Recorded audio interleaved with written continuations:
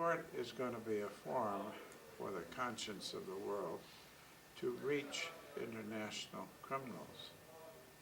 And it should be viewed as such.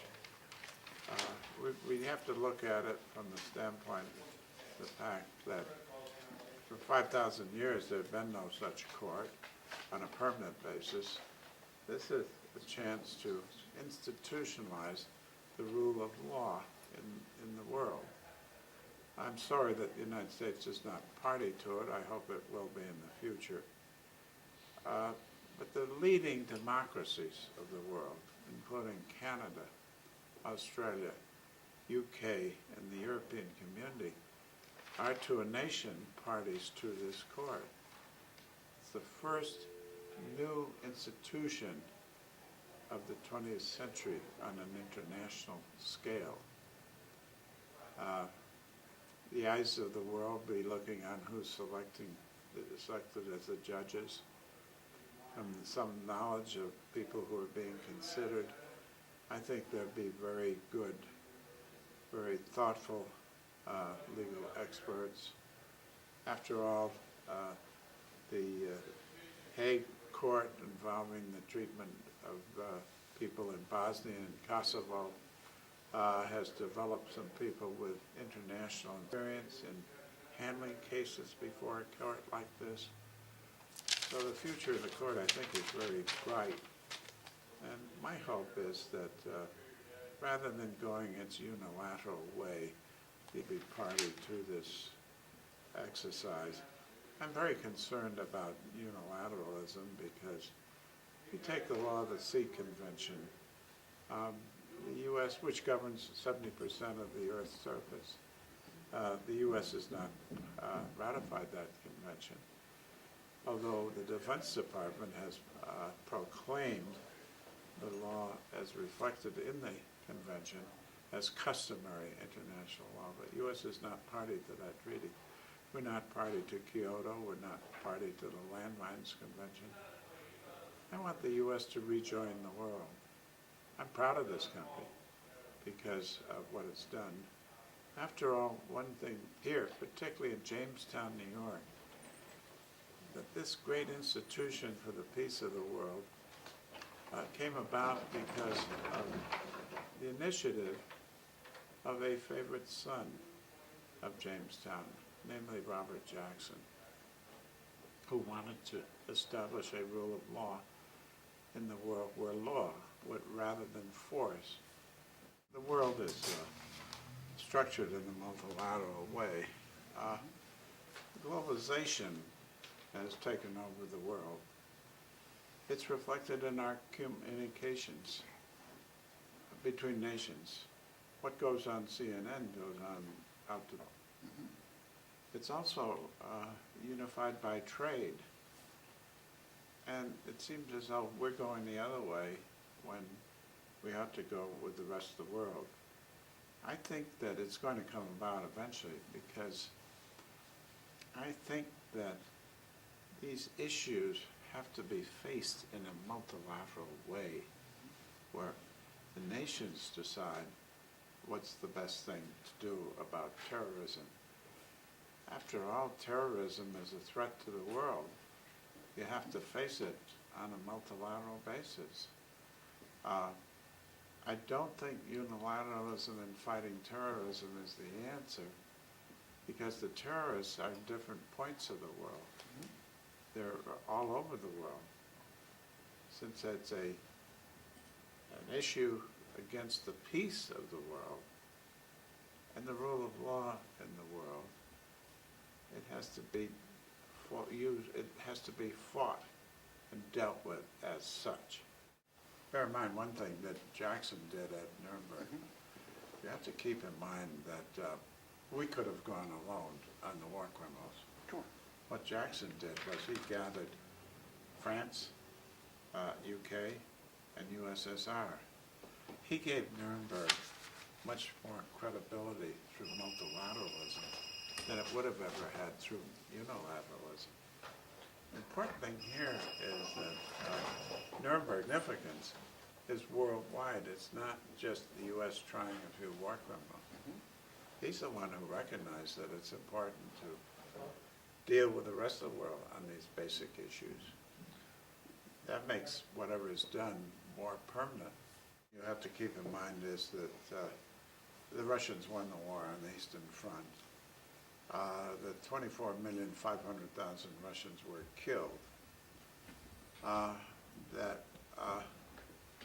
Having won the war, they had to have a stake in the peace. And I think it was important that from the standpoint of the impact of the trials, that they be involved. They did certain things which people have criticized to a great extent. On the other hand, the Russian prosecutor told me personally that what they were doing was retaliation against the Nazis who had invaded their land. That's very important. So you had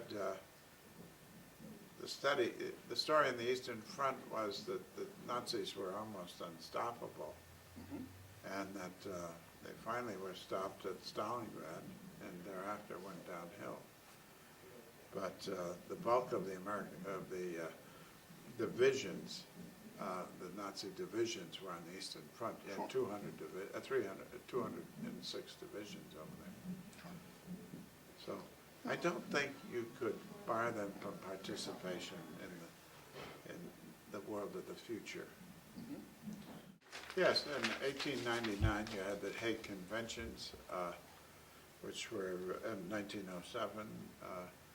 Hague Conventions were designed to cover the conduct of countries during warfare, and also which established the Permanent Court of International Justice, of International Arbitration at The Hague, to settle disputes between nations.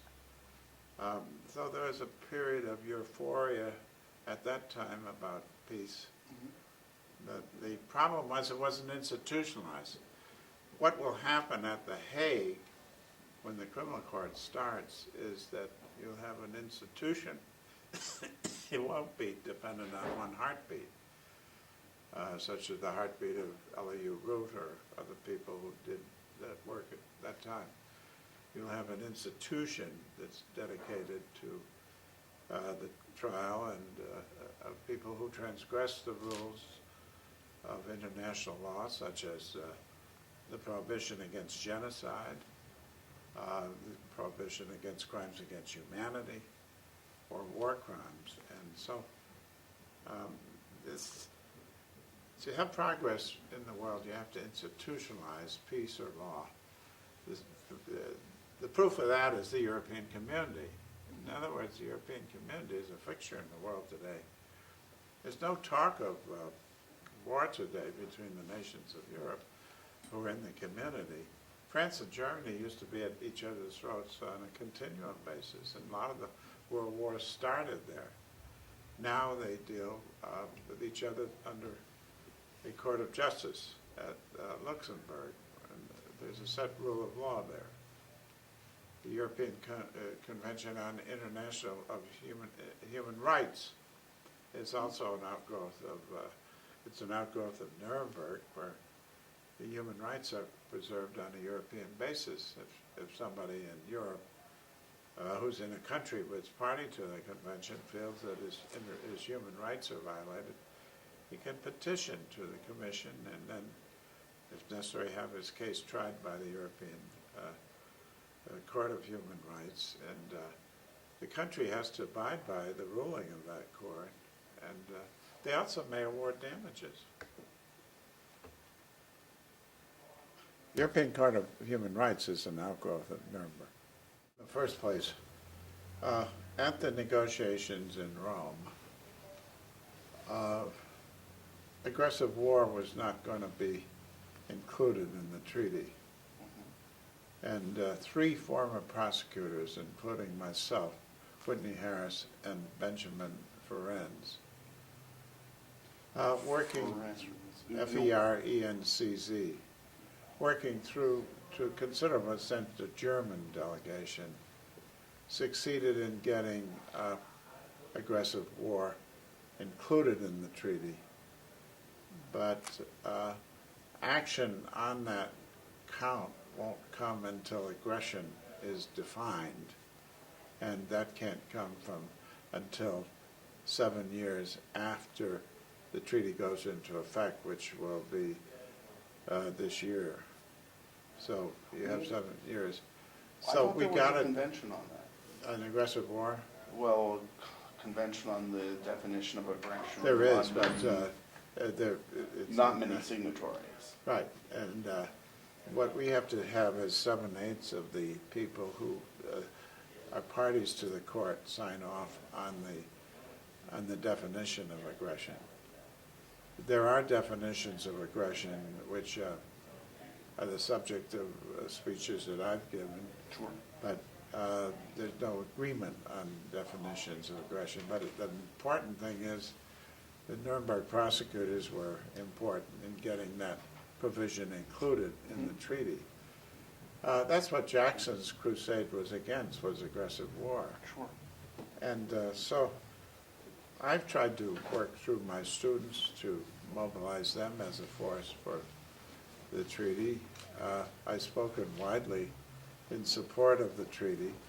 I think it's a good treaty. It's unfortunately weakened a bit by U.S. efforts to sabotage it. And I hope that the U.S. will join the treaty. There are protections against, one of the arguments against the treaty is it's felt that it might be politically used against U.S. soldiers. There are many protections in the treaty against that. First place, the crimes are very precisely defined, particularly crimes against humanity. Precise definitions mean that judges can't stray. At the same time, if the Security Council, of which U.S. is a member, wants to hold up an investigation for 6 months, it can. Thirdly, if the U.S. takes care of its own people who are charged with violation and we prosecute them, then the court will have no jurisdiction. And I think that I see people consumed with fears that have no basis. After all, the leaders of the American Bar Association would not have endorsed the treaty unless it was felt to be worthwhile. I think it'll be good for U.S. servicemen because it'll make other people comply with the rule of law in dealing with them. I think it's a plus for the United States. But so it's got to change. I think that people have to speak.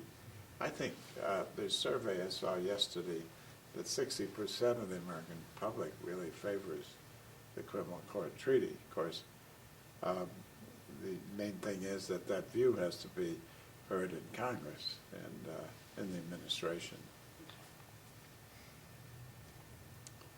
And President Clinton signed the treaty the last day in office, but which wasn't exactly heroic act. No, it wasn't. I'm not. I see it as I see it as bipartisan to get the treaty ratified. I think there are good people on both sides of the aisle who would support it. Goering was an unrestricted Nazi. I mean, unreconstructed. Yeah. He thought Hitler was the greatest man that ever lived. He thought that the day would come when the Nazis would come back. That's one. Hess, I thought, was a non-entity at Nuremberg. He didn't play any role in it. You had the whiners like Keitel said, well, Hitler told me to do it. But that's what makes Hitler possible. Jodl said he was carrying out orders. But these were political generals as well as military generals. And they attended all the big planning conferences where Hitler was saying, I'm going to declare war against Poland regardless of provocation. I shall give a propagandistic cause for the war. Kaltenbrunner would fit into any execution squad in the world. I mean, he's head of the Gestapo. He had a big scar on his face.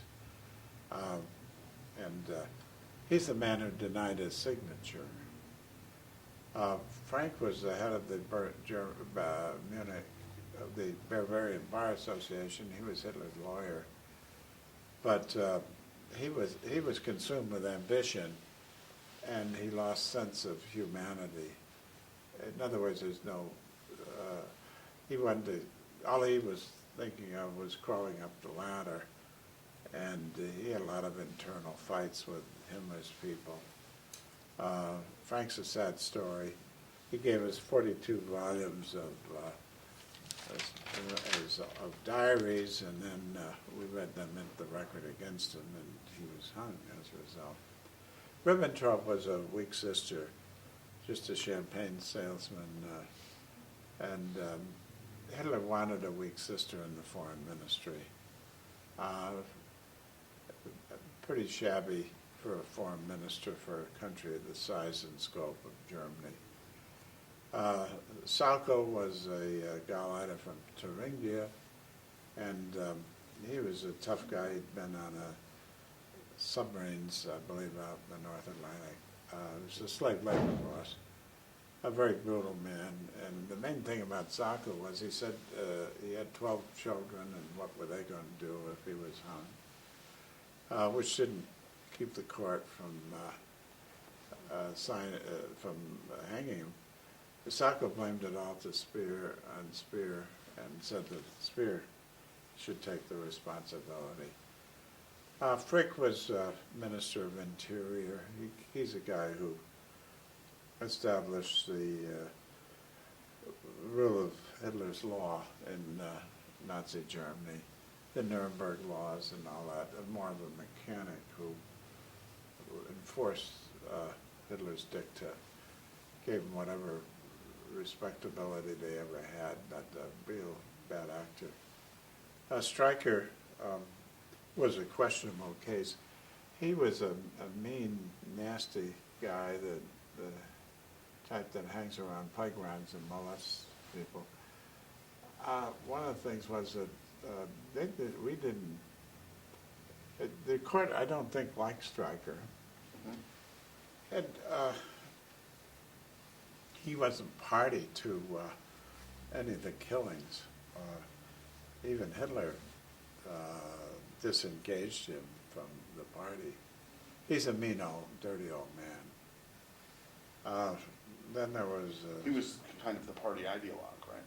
Well, he was for early on. on, but then Hitler he didn't like Stryker because he didn't have any class or anything. He's just a vulgar old man. But Die Stürmer, which is the Nuremberg newspaper. Then you had Seyss-Inquart, who was the Governor General of Holland, Netherlands. And of course he got nailed with all the crimes that they committed. He was an Austrian lawyer. Got nailed with all the crimes that the Nazis committed in Holland. He's the one who carried him out. He got the death sentence. Funk was a weak old man. He's the one who took the gold teeth from the dead as collateral for the Reichsbank, and Jackson called it the strangest collateral in history. Funk was a weak sister guy who did the bidding of the stronger ones in the Nazi hierarchy. Fritzsche should never have been there because he was a underling of Goebbels. They wanted somebody in the foreign ministry, and he was acquitted. Schack was sent to a concentration camp by Hitler, and he was acquitted. He was in a concentration camp, I believe, at the end of the war. Von Papen was a schemer and a scoundrel, but he didn't do any identifiable crimes during the Hitler regime because Hitler made him ambassador to Turkey, which at that time was Siberia for von Papen. And then you got Albert Speer, who was the one who said, I did it, I'm responsible. And the court liked that because he's the only one who said, Hitler's not here, I'm the one. So you have to keep in mind the court were human beings, they had feeling, and everybody else is in denial, and here's this guy who said, wow, I'm the one. And he had on a very close vote, he was given 20 years. Dönitz was an unreconstructed Nazi. The problem was that he was Hitler's successor. The problem we had was that Admiral Nimitz gave an affidavit saying that we had done some of the things that we're trying Dönitz on, but there were other things that we didn't do. Also, it's unlikely that any prosecution would ever let, or any court would ever let Dönitz off, who was the successor to Hitler. He's a real Nazi when I was there. Rader was the commander of the Nazi Navy. He sat in on some planning meetings and paid with a life sentence for that, where they planned the war. The meetings of November 3rd, November 1937, November 4th, and May 22nd, 1939, August 23rd, 1939. He sat in on all these meetings and listened to Hitler plan the war and all that, so we convicted him. Those were the defendant. Any thought about this? I know he asked that his sentence be commuted to death. Any thought about the fact that was denied? Who, Rader? Yeah, Rader asked to be shot, well, I think, or asked to be hung. They were not in a mood to accommodate the defendants. You had 56.4 million people killed, and it's not likely they would honor the request. But those were the major defendants, I remember. Yeah. Let me segue off of that. During the IMT, you get over to Nuremberg, and one of your roles was to prepare the case against the German General High Command. German General Staff and High Command, yeah. I worked for Telford Taylor on that. Now, the problem on that was that what they did was criminal, but they were not a cohesive group, so we lost the case. And then you pursued, really, there were three gentlemen that you, cases you pursued. Yeah, I played three cases. One, a case against Walter von Brauchitsch, who was commander-in-chief of the German army, and who was replaced by Hitler in December 1941. And I had prepared a very detailed case against him. When I got it ready and was ready for trial, they turned him over to the British, and the British tried him with the evidence I had developed, and he got a life sentence. The second one was Heinz Guderian, who was the man who developed the modern concept of tank warfare. In other words, Alan Clark is a historian at Oxford University. He said that the war in the East against Russia was the battle between Adolf Hitler and Heinz Guderian on the one side and the Russian foot soldier on the other. And so I prepared the case against Guderian, which was largely centered on some of the things he did in Poland, Warsaw. And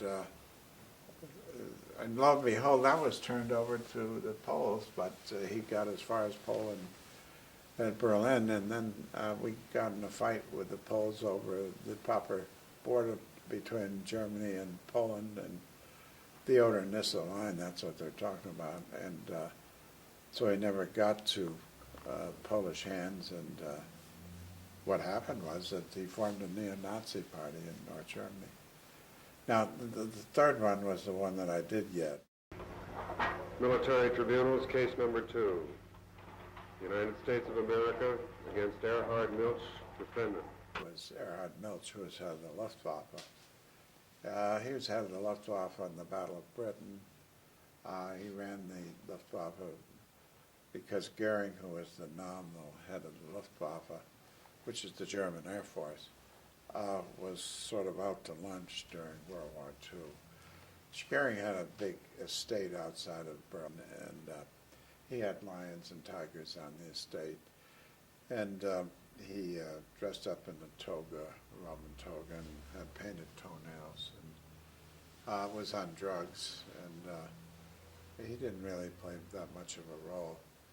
And Speer scoffed, and when they asked Speer about turning any responsibility over to Goering and Child, and this is part of the transcript of the proceedings, Speer said, no, if you wanted to get anything done, you never turned it over to Goering, which made Goering infuriated.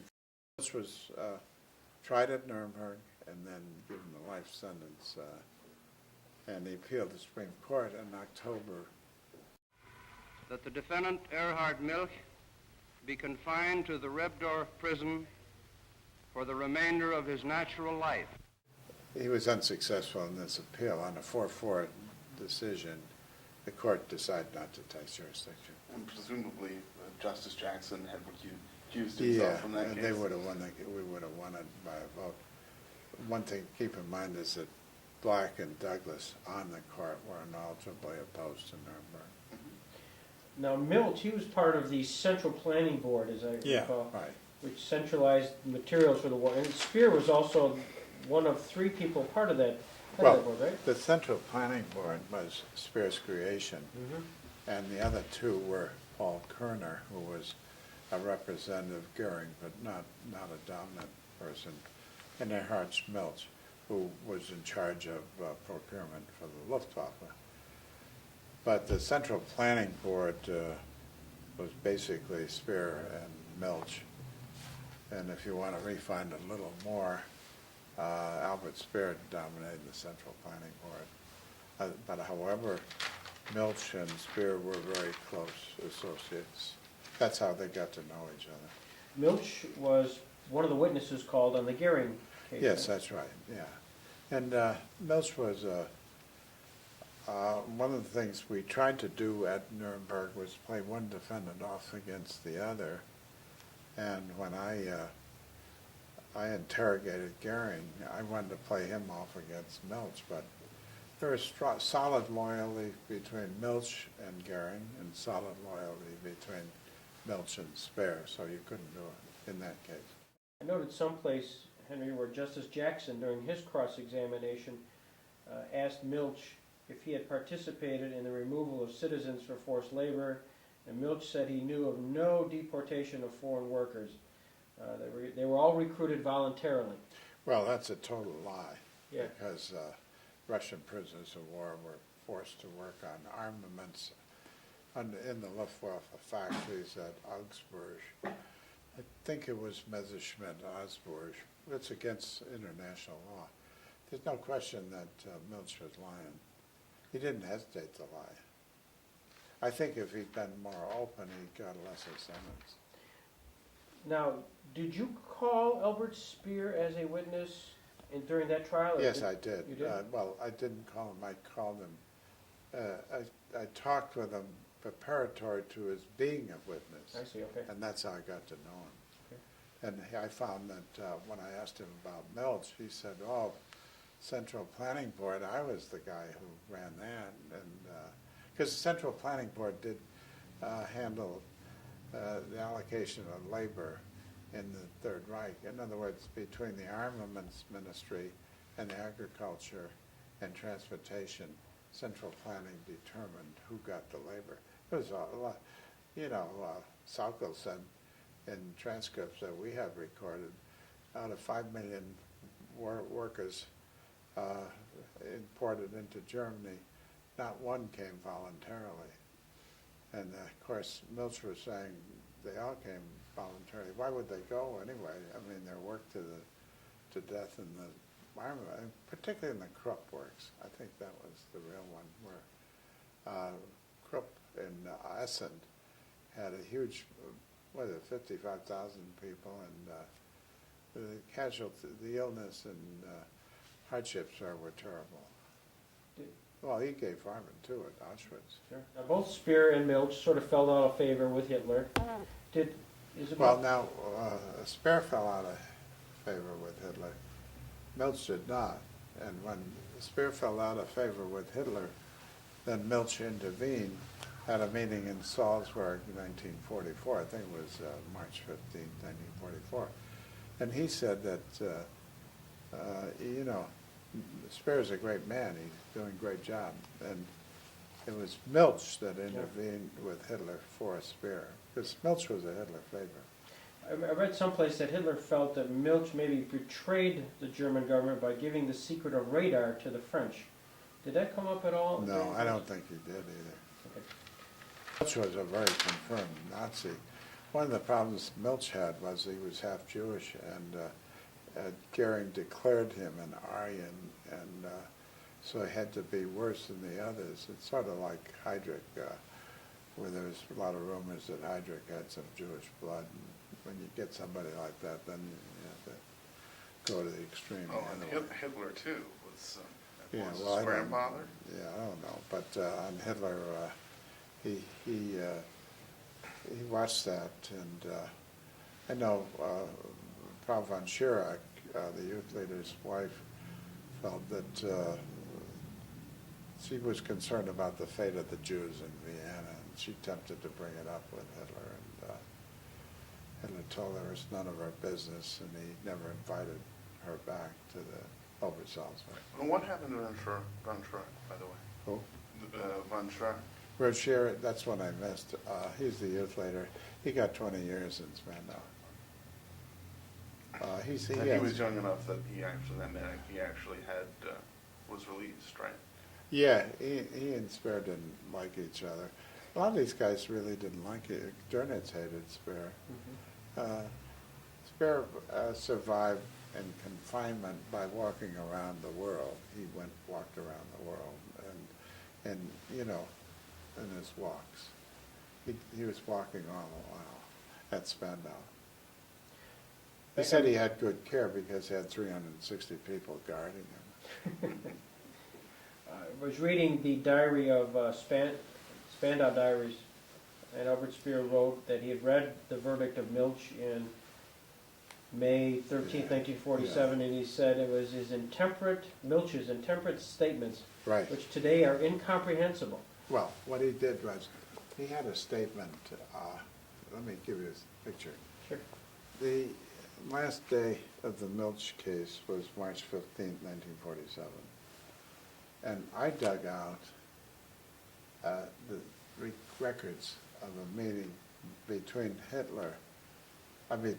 between Milch and his top commanders, where he said basically that the rule of law for me does not exist. I don't want to be dealing with Stalin here in Berlin.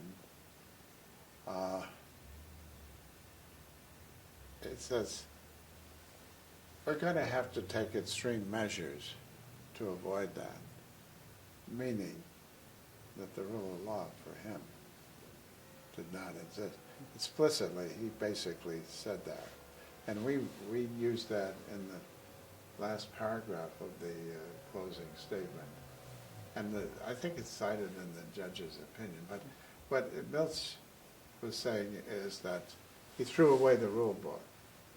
I don't remember the exact words, but he threw away the rule. It's cited in my article in the Yale Law Journal. Right. I threw away the rule book, and there's no rule. You do anything you can to save us.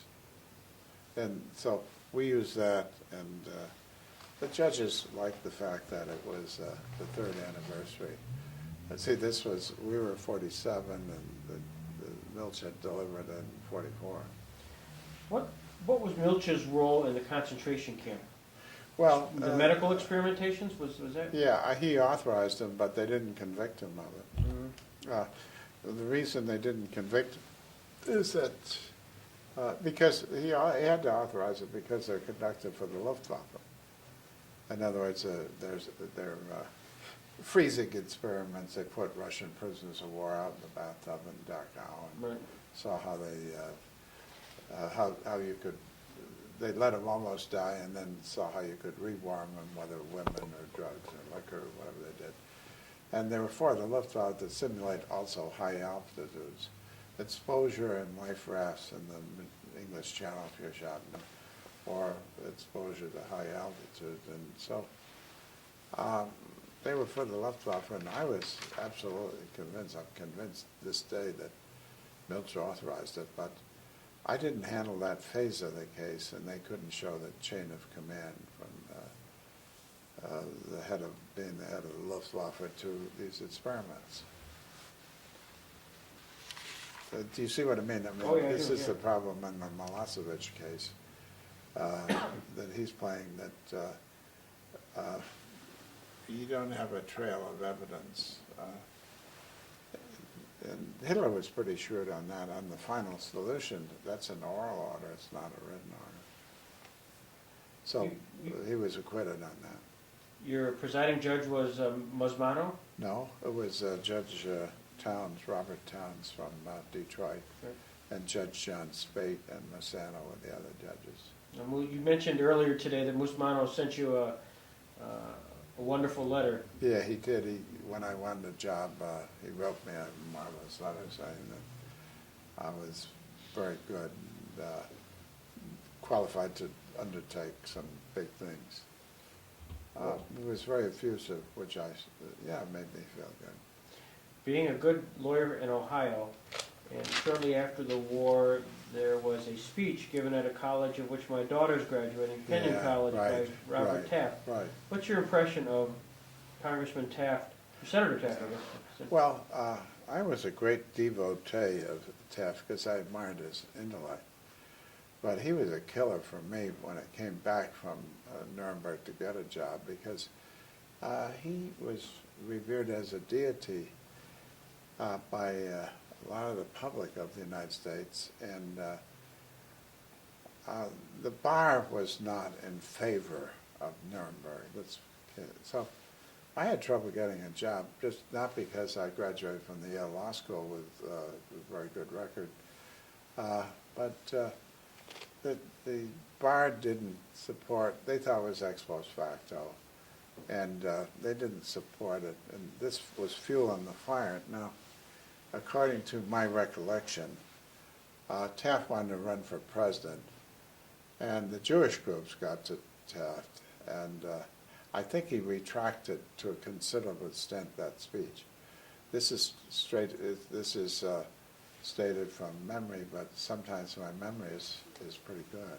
I would say so. Yeah, I'm pretty sure. You managed to recall the last day of the trial more than 50 years later from memory. That's not bad. So, I don't know. I think that Taft was misguided. I think he hurt me personally, but I've recovered since.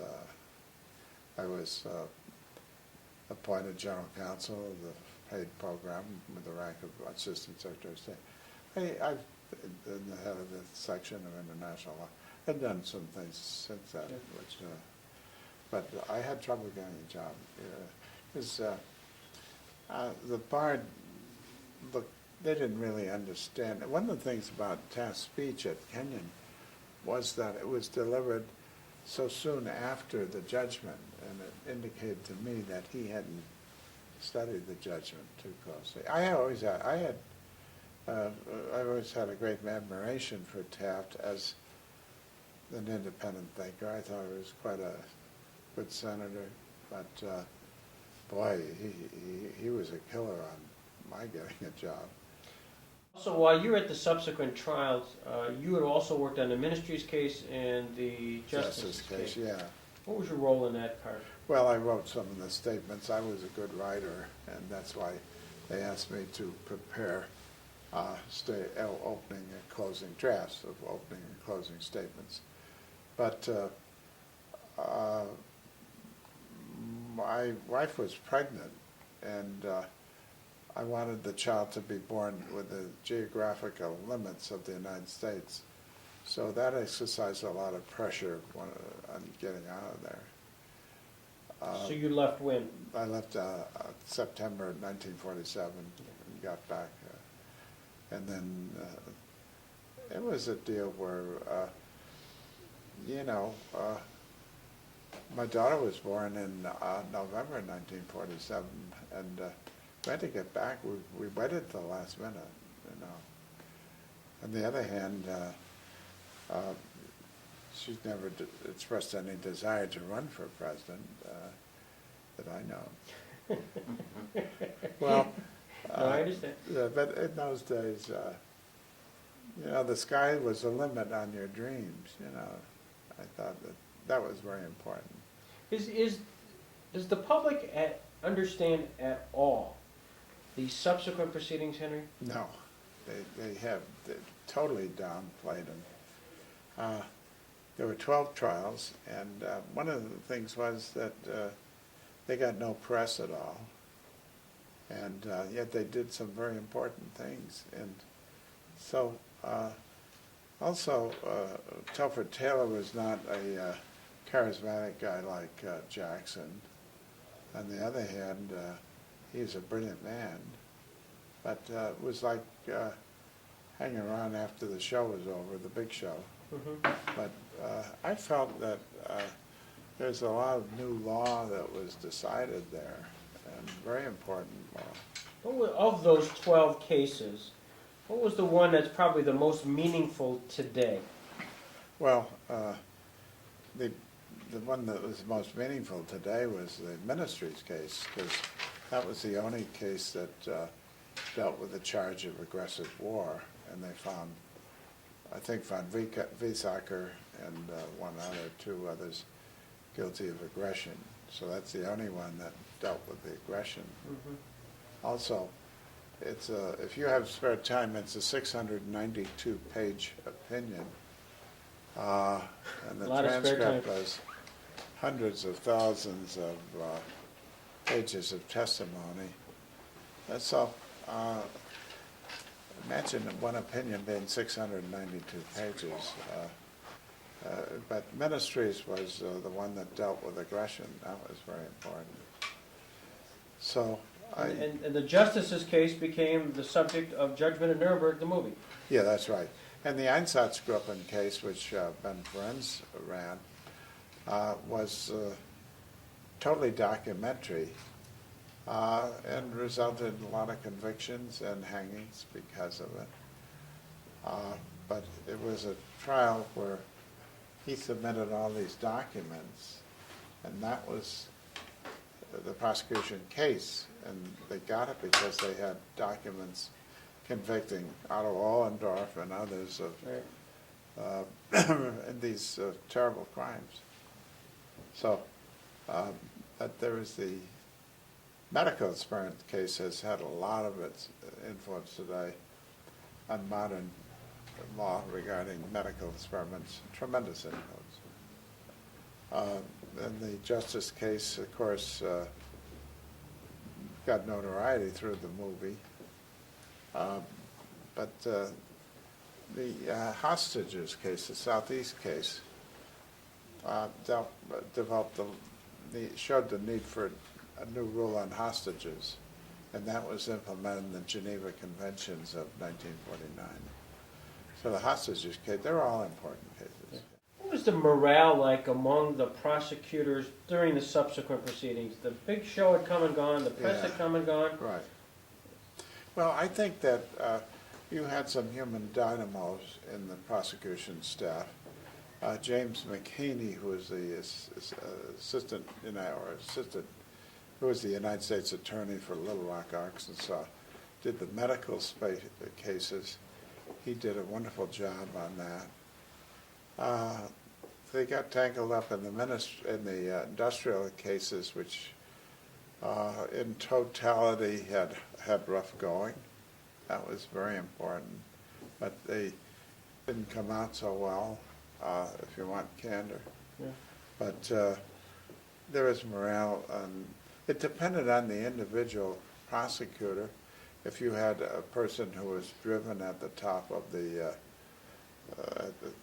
at the top of his career, then it all depended on the chief of the team.